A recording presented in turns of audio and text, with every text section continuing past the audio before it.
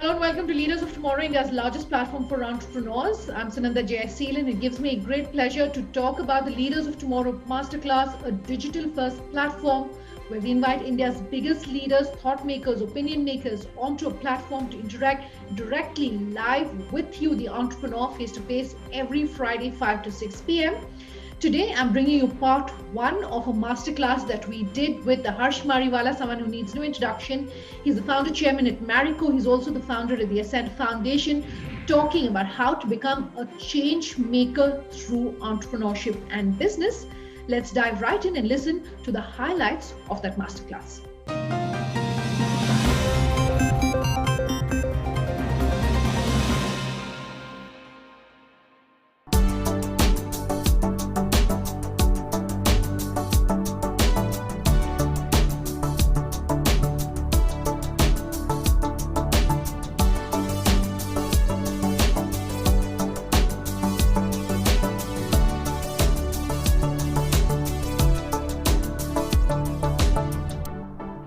Thank you, Mr. Mariwala, so much for joining us here on the Leaders of Tomorrow Masterclass.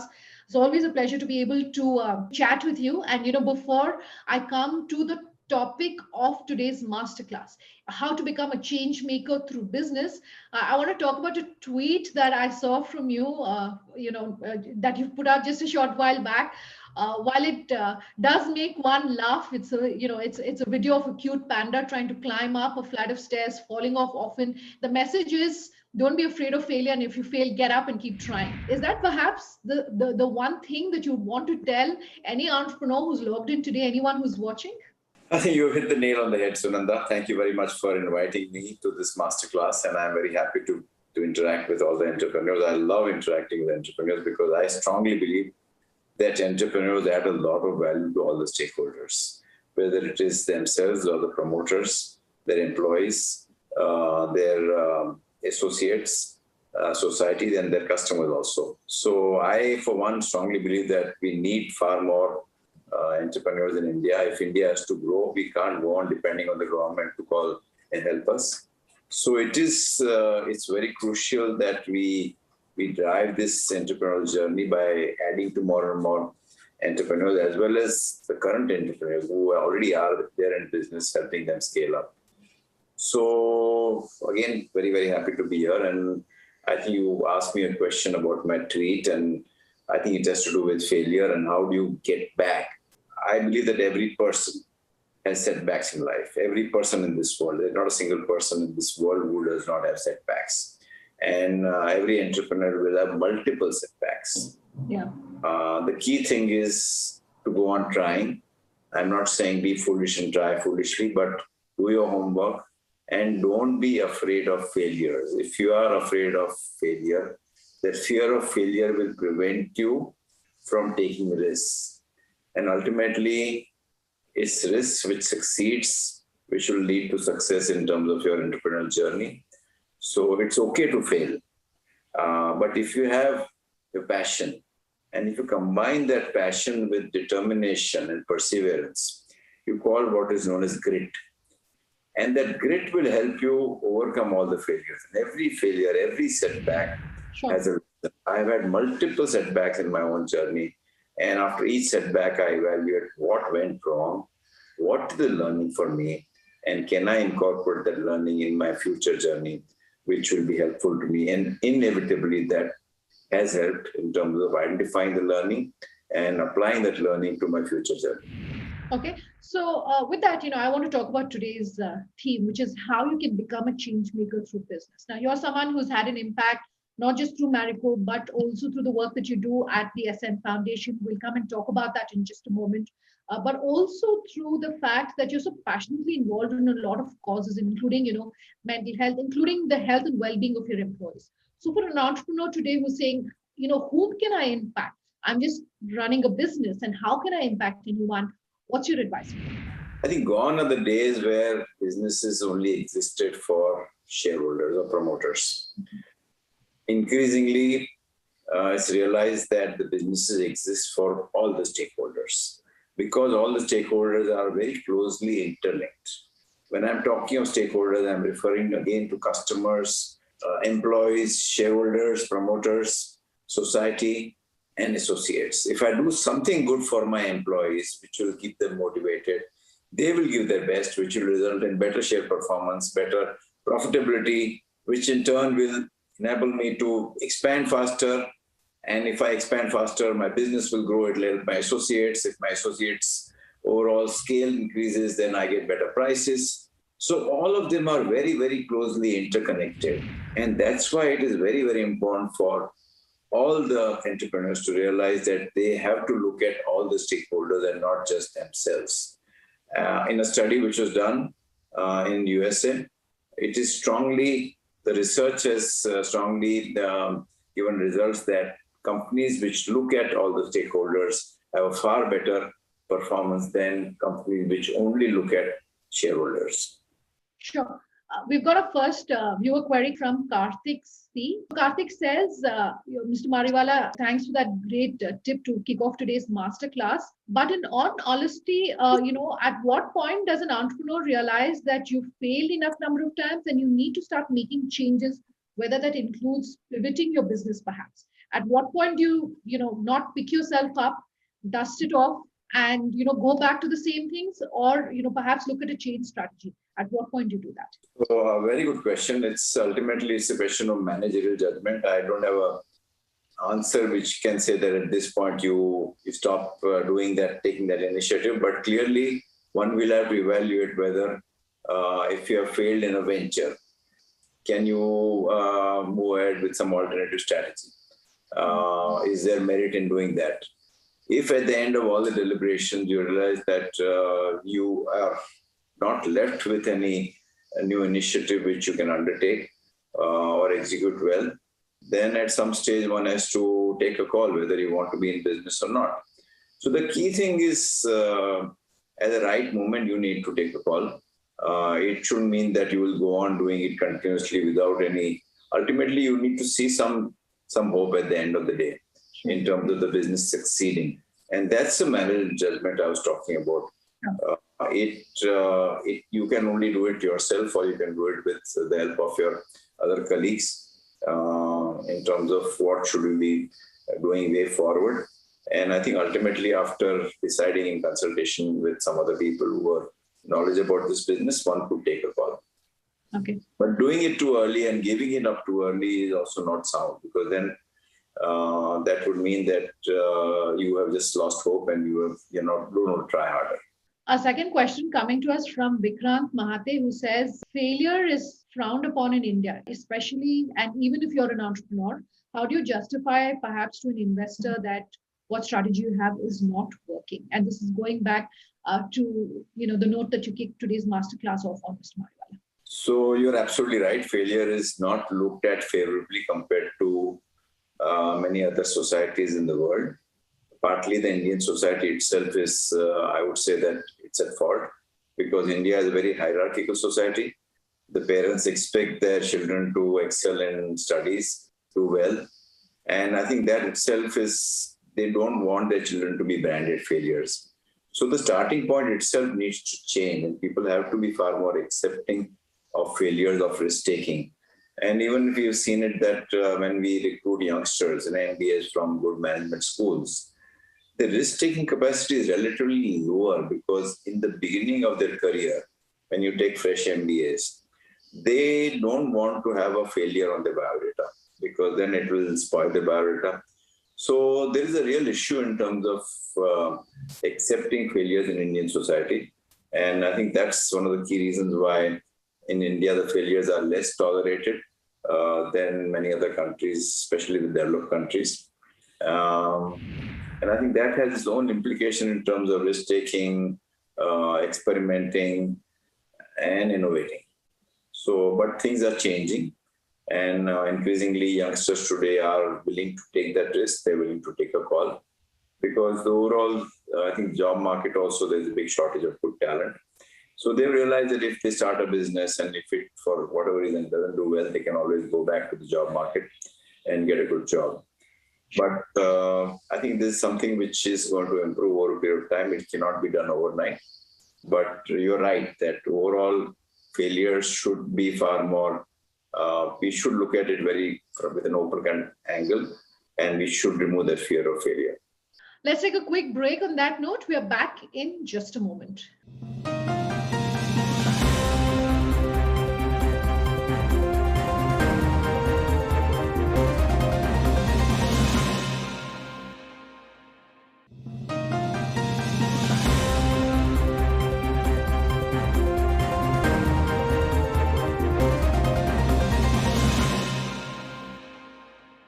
Welcome back with us here in Leaders of Tomorrow Masterclass. We're talking about how to become a change maker through business. I'm in conversation with Harsh Mariwala.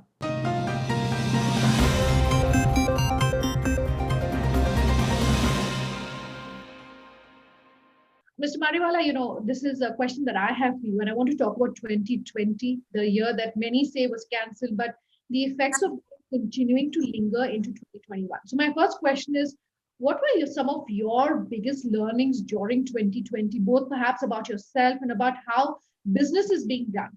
And if you could use that to, maybe give some advice to someone who's logged in today about what some of those highlights were for you, what would you like to tell us? So I think this is something which we didn't expect it coming. It came, but maybe a few months prior to that, when it broke out in China, and by the time it hit India and we had a lockdown, it happened very, very swiftly and very quickly. And I think the initial response in India and amongst all of us was fear and anxiety. What will happen? When will it get over? Will I get COVID?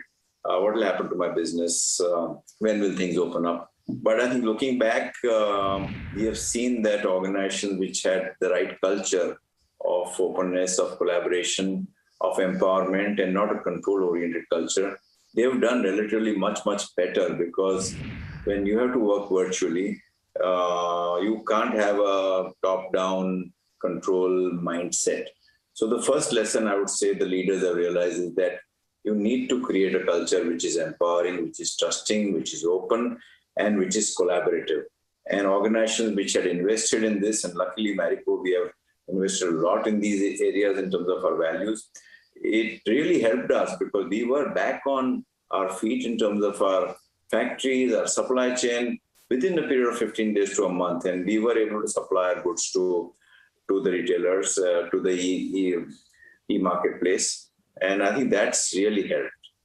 I think the few other learnings in the area of leadership, which all of us realized, was that to mitigate the overall anxiety levels, stress levels, fear levels, one had to continuously communicate to all the stakeholders, whether it's your own employees or your associates. And it was very important that you communicated in a fair and trusting manner, You gave a true and fair picture of what you're going through, because ultimately if the business faced any problems, financial problems or continuity problems, then they would get impacted. So it was very important to continuously keep them informed every month in terms of what was happening to your business, were there likely to be any cuts in terms of salary cuts, wage cuts, incentive cuts, when will things go back to normal.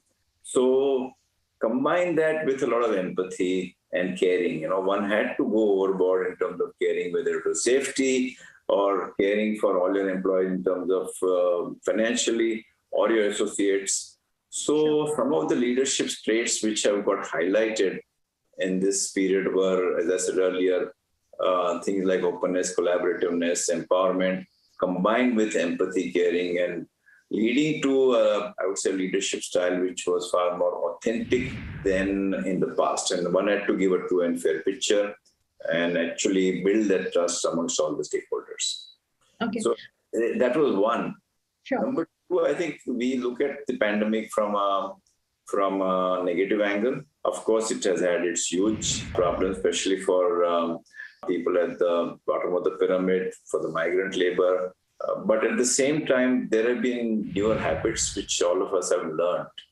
And some of these habits are going to help us a lot in future, whether it is the digital way of communicating or giving lectures, or digital meetings instead of calling meetings physically, or digital education or digital consulting or digital buying. So this whole digital journey is really going to help the whole world in terms of saving on costs, saving on travel, making things faster. And the fact that we've done it for so long, for last 1 year, we all got so used to it. It's Sure. become habit. And I think we are going to see that work from home and many other initiatives will help us in ensuring that we lead a better life. I would say that a lot of other opportunities have opened up. We have become far more health conscious, whether it is our weight or what we eat or exercise schedule. We are also taking far more care in terms of eating foods which are which gives us immunity. So a lot of thrust on health, immunity, digital way of working, and digital alternatives have emerged out of this pandemic, which is going to help us a lot in future. I do want to talk about, the theme that you had for the Ascent Foundation, that is building with grit. And, sort of dovetail it to what we started our conversation with today. And that's really, sort of picking yourself up when you've seen failure of any kind. So for a business that's perhaps survived 2020, looking at 2021 and saying, what is the ingredient really that I need to have in place for my business to ensure that I need to build a business for the future and something that lasts no matter what is going on around me. Is there any sort of secret success tips there that you can share with us? What should you be putting into your business to ensure you're building it for the long term? So I would say that I think depending on the kind of business one is in, one will have to look at the business model and see whether are there newer opportunities which have emerged because of this new way of working. For example, in a business like Kaya, we started off by giving free advice to all our clients in terms of skincare advice. And then we realized that there was indeed a potential to start e-consulting. And we have done that. So depending again on the kind of business one is in, one would have to evaluate what is the new trend which has emerged, what is the new habit which has emerged, and can you capitalize on that habit to leverage in terms of opportunities in the marketplace. All the good restaurants are offering at-home delivery. So a lot of businesses have undergone change in terms of its threat, in terms of opportunity, and one will have to closely evaluate where are the opportunities in this place and how can you tweak your business model to capitalize on those opportunities which have emerged, whether it's digital or whether it is a thrust on health or immunity, or whatever else you identified, or work from home opportunities in terms of gadgets. And I mean, there are so many, our lives have changed so much because of the pandemic that there are multiple opportunities available, and one will have to identify depending on what kind of business you are in, which you can, we can leverage and then you can incorporate in your business model. Since we're talking about being change makers through business, for those of our audience who might be wondering, if you can talk about the scope of work that Ascent Foundation does? Yeah, this is an initiative I started many years back, almost 10 years back. And it's a platform to help entrepreneurs learn from each other. It's what we call a peer-to-peer learning platform, where we recruit entrepreneurs who are interested in becoming members of Ascent. There are certain conditions for becoming a member of Ascent. You have to have a certain minimum turnover. If you're in manufacturing, you have to have a minimum turnover of 5 crores. If you're in services, a minimum turnover of 1 crore per annum. And then you have to apply a form, and then you will be called for a group interview. And these days, group interviews are done virtually. And we want to find out from the entrepreneurs their mindset in terms of growth. How willing are they to learn from each other and to help others learn from them? And depending on that group interaction, we decide to enroll the member. There is no cost attached to it. We charge a membership fee, which is very nominal per annum, and that's basically to help them to mitigate our event costs. For example, this last year we charged 2,500 rupees per member per annum, and that entitles them to many benefits, which is we had a conclave, we had events every month, we have a mentorship program, we have a peer-to-peer learning platform through what we call trust groups. So there are multiple initiatives available which the members can leverage if they are a part of Ascent. And I'm happy to say that this membership of Ascent is growing. I think closely we have about 650 to 700 members today. And now initially we were only in Bombay, and then we started our Chennai chapter. But now with this virtual world, we have decided to open up all India. We are aggressively looking to add numbers. Currently, we are at 700 numbers, but we want to go to 1,000 very soon. Sure. So we want more and more entrepreneurs to take advantage of this initiative which we undertaken, and the feedback from those who are members is very, very positive. Okay, our next question is coming to us from Bhagwat Dhyaneshwar. He says he's chairman of DK Advisory and Investments, saying, according to Mr. Mariwala, how's India developing after COVID-19? And I sort of want to jump in on that and ask you if you can give us a short to midterm view in the next 5 to 10 years for any entrepreneur, anyone doing business, for a student who's saying, I want to turn entrepreneur. What are going to be the key changes, the key drivers really we should be aware of? So I think there are 2-3 questions you asked. How is India doing in terms of businesses? I think it's again depends on the kind of business you are in. Some of the businesses are stressed, especially in hospitality, travel, hotels, but many other businesses like FMCG, pharma, they are doing very well. We have had the best quarter last quarter, October, December, for us in the last 2-3 years in terms of growth rates. So surprisingly, businesses have recovered far better than what we had expected.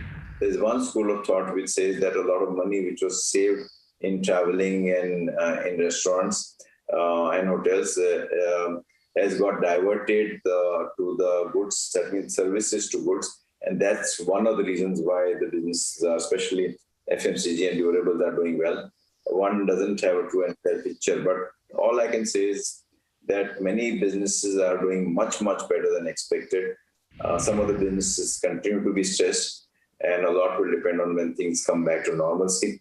But I'm quite optimistic about future of India. I'm optimistic about future of businesses. There are multiple opportunities which have opened up. So there are multiple opportunities. The key thing is to identify what is the opportunity you can leverage and what is the unique thing you can bring in that opportunity which will make you succeed. Completely out of time on this episode. If you have any feedback for us, our contact details coming up on your screens as we speak. What are we doing in our next masterclass? When is that happening? How to register? All of those questions there on your screens. Do register and also let us know what you thought of this masterclass. Thanks for watching. Have a good night. Since we're talking about change and being a change maker through business, what can you tell us about sustainability and the impact really of sustainability plans that you could share at Marico, and why sustainability is important to businesses? So there is a lot of pressure from the environment. Even the shareholders also, especially FIIs, they want you to be on the right side of law. They want you to look at the environment and do the right things. And that reflects in the market cap of your organization. So it pays to invest in environment, social and governance issues.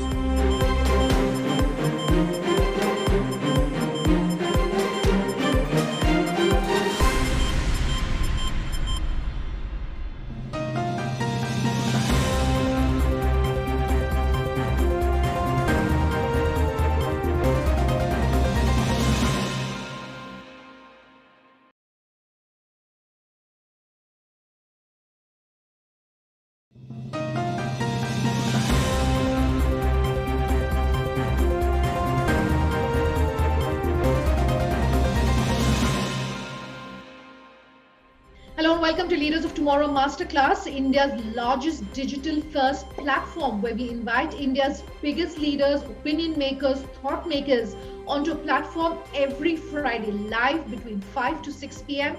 to interact directly with you, the MSME and the small business owner. Today, I'm bringing you part 2 of a conversation that we did with Harsh Mariwala, founder chairman, Marico, founder at the Ascent Foundation, to talk to our entrepreneurs about how to become a change maker through entrepreneurship in business. Let's dive right in then and listen to what he had to tell us.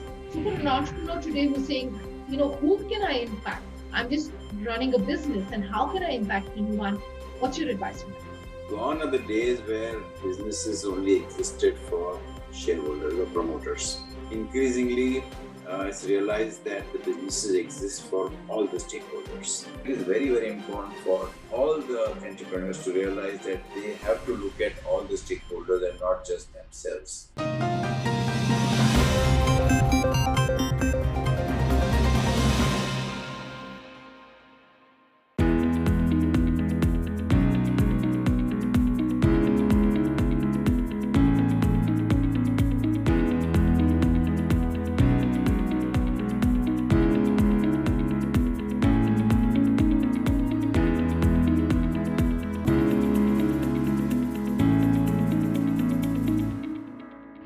Our next question from Rohit Sumani. He is a general manager at Prism Johnson Limited. He says, how do we grow high-tech businesses where we don't have experienced people who can deliver on the product? And if you can also expand on your answer and talk about what are the skill sets that are going to become critical in this new normal that we're working in the next 5 to 10 years, perhaps.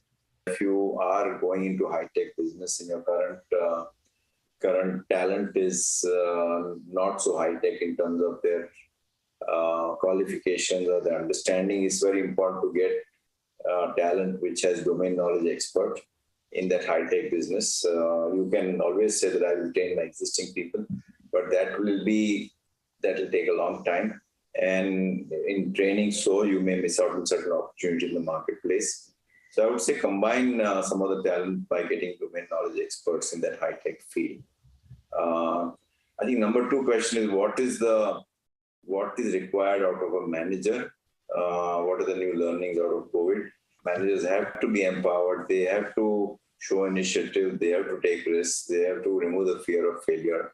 And ultimately, the most important thing is to have a grit. If you have a burning desire to succeed, which comes from within, then you will overcome all your setbacks. But if you are saying that, no, I have had a setback and please nurture me and please guide me, you are relying on somebody else. I'm saying that burning desire will translate into you owning that mistake and trying on your own. What should you be doing? If somebody can help you, you have to identify who that person or company is. And then you have to go on trying and never give up. Our next question coming to us from NP Chaudhary. He says he's MD at Chaudhary Agencies. As you know, due to the pandemic, the financial crisis, and it's been a big hurdle to carry forward businesses, especially for small entrepreneurs, because of limited resources, especially financial resources. What is your advice for us? So I think you're making a statement which is true at one level, depending on the kind of business you are in and depending on the kind of resources you have. And if you are facing trouble, then you have to look at what can I raise more resources. You have to manage things like cash flow. If need be, you have to scale down because continuity is very important. You can't say that I will continue at the same level I was doing so if I don't have the money, unless I'm able to raise money from outside. So I would say look at the cash flow, look at whether you can raise it from outside, you can dilute your shareholding.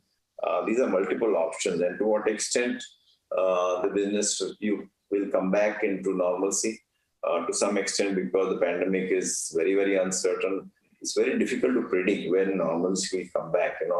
We ourselves have seen that in the last maybe 15 days, the pandemic is again started raising its head, and the so-called second wave is likely to come. We're already in the second wave, and how long will it last? We don't know. So you have to prepare for a rainy day and do some sort of a stress test where the business can actually continue to operate even if the environment doesn't improve. Sure. Prateek Arvind Chaudhary, he says he's a student, has sent this question to us. What made you think about Marico as a company in the early stages? And what was the strategy you had in mind when you started? So Marico was formed in the year 1990 when it took over 2 brands, which I had myself built in the other family company, Bombay Oil Industries, because we wanted to give trust to the consumer products business under a separate company rather than being a part of a company which had multiple businesses. And once Marico was formed, I was very clear that Marico stood for FMCG products. And we saw an opportunity. We went into services also later on in skincare services. But clearly, initially, the thinking was we want to be in what we call beauty and wellness. And wellness, we're talking of healthy products, and beauty, we're talking of skincare and hair care. And I think over a period of time, what has emerged is that we have added many brands. We have expanded in outside India also, and we are very clear from day one that we will only be operating in emerging markets in Asia and Africa. So currently we operate in mainly these markets. So it's been a good, very interesting journey. We've also had many setbacks and many learning out of our setbacks. So, but the key thing is we have continuously tried to improve in whatever we are doing. Innovation has played a very, very important role in our own journey. And whenever we've innovated or pioneered a new initiative, we've seen this continuous impact on our top line and bottom line. I have personally paid a lot of attention to people issues because I strongly believe that every business, you have to look at people. And from day one, from the year 1990, my first recruit was the head of HR. And in many businesses, HR is not given as much importance as it should be. To me, it is one of the most important functions in a business because if you have a good HR head who has business understanding, you will be able to recruit good talent, and that person will understand the organizational needs in terms of competency required to succeed. So all I can say is that you have to create a right to win through innovation, through pioneering moves, and combine that with HR initiatives. And also I've spent a lot of time in culture building where I personally wrote down the kind of values which we wanted to, in Marico, values which will help us succeed in an FMCG business. So all in all, I would say it's been a very, very interesting journey. Mangesh Dunn, he says he's an assistant professor at the Indira School of Business Studies, has sent us this question. And since we're talking about change and being a change maker through business, this is a very, very apt question. So thank you, Professor, for sending us this question. So Professor Mangesh is saying, what can you tell us about sustainability and the impact really of sustainability plans that you could share at Marico, and why sustainability is important for businesses today? So let me expand your question to what is these days known as ESG, which is environment, social, and governance. I think it's very important that all the stakeholders, whether shareholders or your current employees or your new employees who want to join you, they are demanding these things from a new organization. If you are falling short of environment or social or governance issues, they will not join. So there is a lot of pressure from the environment. Even the shareholders also, especially FIIs, they want you to be on the right side of law. They want you to look at the environment and do the right things. And that reflects in the market cap of your organization. So it pays to invest in environment, social, and governance issues. And depending on the kind of business one is in, we have in Marico taken many initiatives to become water neutral, to ensure that the plastics we use are reused or recycled. 95% of our plastics are currently being reused or recycled, and over a period of next 3-4 years, we want to make it 100%. We also are giving big thrust to clean energy, solar energy, wind power at all our factories. And it pays. The most important thing is whenever we have taken an initiative, there is a strong payback in terms of returns on the capital employed, in terms of image, in terms of ability to attract talent, in terms of ability to attract board of directors, and finally reflecting in the capital markets in terms of better valuation. So all I can say is all organizations, irrespective of their size, should look at ESG. I'm so happy that this whole governance subject has got expanded to environmental and social issues. When I'm talking social issues, it means diversity, inclusions, supporting people at the bottom of the pyramid. So it's a very good development which is happening. And again, with these initiatives, increasingly businesses will have a far greater impact on our lives in a very positive manner. Let's take a quick break. On that note, we are back in just a moment.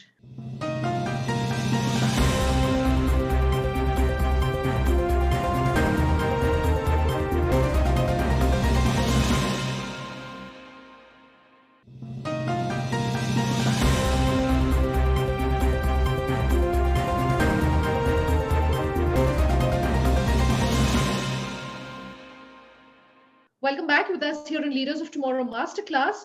We're talking about how to become a change maker through business. I'm in conversation with Harsh Mariwala.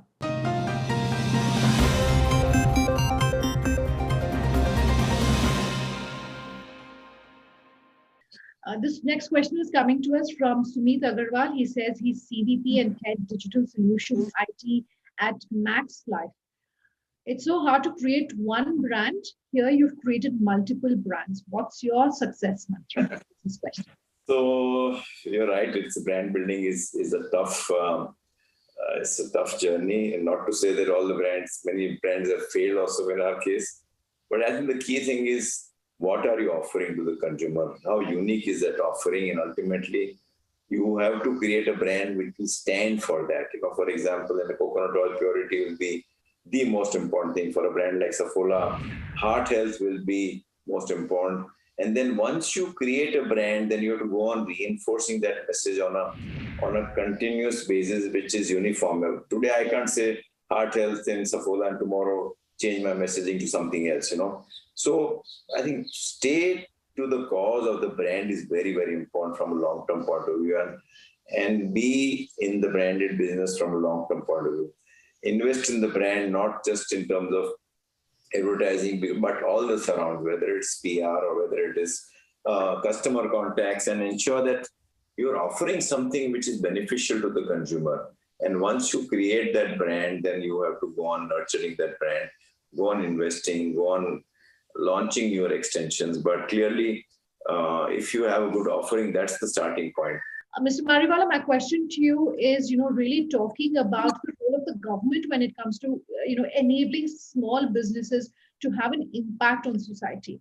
Do you feel that more needs to be done? Are you happy with what you're seeing? What changes would you like to see, perhaps? So I think sometimes we rely too much on governance. I personally think that many businesses have succeeded without any government support. So my first advice to entrepreneurs, don't wait for the government to dish out a lot of benefits to you. If there are certain hindrances in your journey in terms of a license or something which needs to be de-licensed, then you need to identify that, and then you can appeal to the government. And if you have a strong case, the government may agree. But overall, I think expecting too much from the government is not good.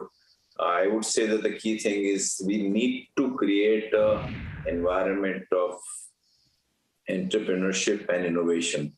I think the government should be doing that. And to do that, you may get some tax breaks, but more importantly, you need to create incubation cells. You need to create experts who can help you, especially if you're a high-tech business. And then there will be certain hubs where things are flourishing. You'll have some parks, industrial parks, where you can go and, you get all the infrastructure which is readily available.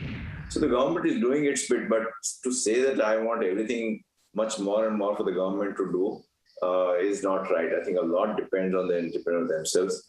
Irrespective of the environment, many businesses have succeeded and not said that because of the government I have not been able to do so. So I'm saying take things in your hand and try and create your own future. Question coming to us from Dushyant Parekh, who says he's CEO at Creative Artisans Private Limited.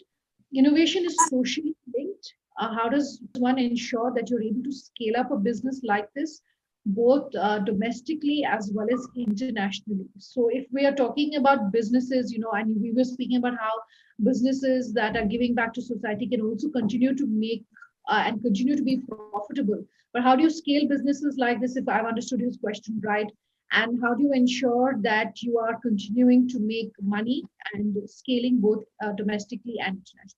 So I strongly believe that any business which has potential will be able to scale up, because there is a potential which will create that demand pull for you. But as I said earlier, entrepreneurs have to change the way they are looking at scaling up. They have to delegate, they have to empower, they have to plan for advance. So many times the entrepreneur does not look at improving their capabilities, and only after the business scales up, they start investing in capability. I, for one, believe that if there is a potential in your business, you have to invest in capability in advance before the scale up occurs, because then that will help you ride that growth curve. And you have to over-invest in talent. And of course, raising resources, financials, there will be setbacks, so provide for risk management. But scaling is very important, and I find that many entrepreneurs are struggling to scale up. There will be some learning curve in terms of doing things differently. But ultimately, if you have to create an impact, you have to scale, and a lot of that is in your own hands in terms of raising resources, recruiting talent, taking risks. This question is coming to us from Abhinav Thakur, Mr. Mariwala. He says he's a managing director at this company, wants to know what is the most important skill an entrepreneur should focus on. Should it be finances? Should it be technology, marketing? And how would you really, and what's your advice really for them? So I think every business has different needs. I can't give you one skill, but depending on the kind of business you are in, you will have to identify what are the key skills or competencies you require which will help you succeed in the marketplace. For example, in FMCG, marketing and sales and distribution is very, very key. If you have to be very good in these two areas. If you are not good at this, you will never succeed. For a pharma industry, it could be product development, it could be R&D. So depending on the kind of business you are in, for a service industry, it could be service levels, or it could be safety, for a business like hospital, for example. Plus combine that with whatever good service. So you have to identify what is critical for the business you are in, what kind of competence are required, and then over-invest in that so that it has a discontinuous impact on success of your business. This next question to us, Mr. Mariwala, coming to us from Vinay Mistry. He says he is a founder at Co-Equal Associates Private Limited. For SMBs, generally technology usage is very ad hoc. How should a small business leverage technology? Going back to the previous question I was asking on digital and technology, anything you might want to add here? So I think you have to look at technology scan in the kind of business you are in. What will be the disruption in technology which will impact you negatively? Or are there opportunities available if you invest in technologies? If you don't have an in-house talent, then you will have to identify talent which will help you identify these technologies and how can you equip yourself with these technologies. So there's no easy answer. You will have to find your own answers in terms of the disruption in technology which will impact your business positively or negatively. And you have to equip yourself with either an in-house talent or talent from outside. It could be a consultant, it could be some other party you are working with, and then ensure that you are on top of the technology trend and leverage on that. I would like for you to talk to our audience, talk to our viewers about what you think 2021 is going to be like for a small business in India.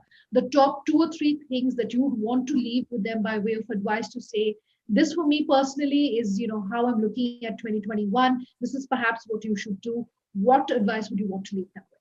So I think 2021 is very difficult to predict. As I said earlier, we don't even know when things will come back to normalcy.